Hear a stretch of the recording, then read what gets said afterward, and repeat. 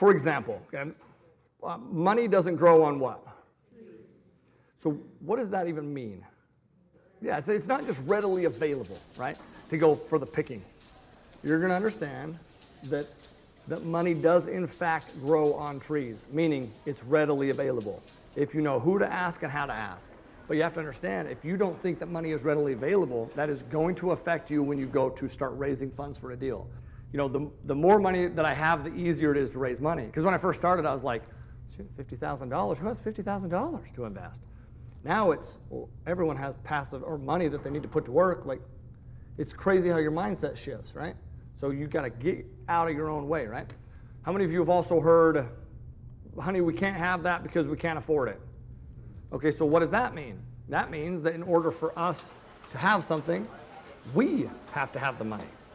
How many of you have heard that it takes money to? It's false. Absolutely not true. It takes value to make money. It takes value. If you can provide value, you will always be able to create wealth.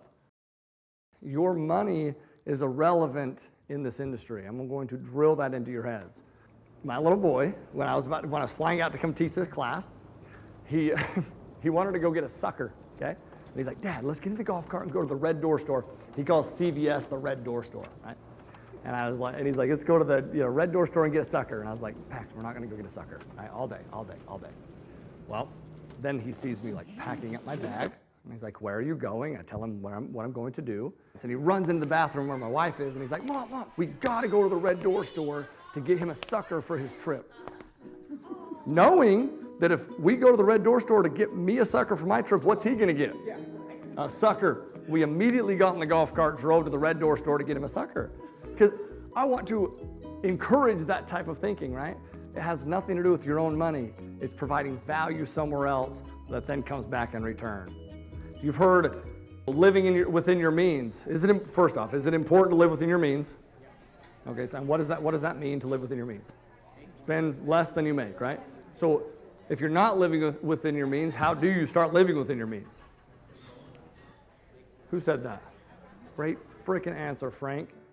Make more money. So many times we think to ourselves, I want to live within my means, which means I need to decrease expenses. Is decreasing your expenses limited? Yes, you can only decrease it so much. Increasing your means, though, is unlimited. Increase your means. It's wiring yourself to view things differently, right?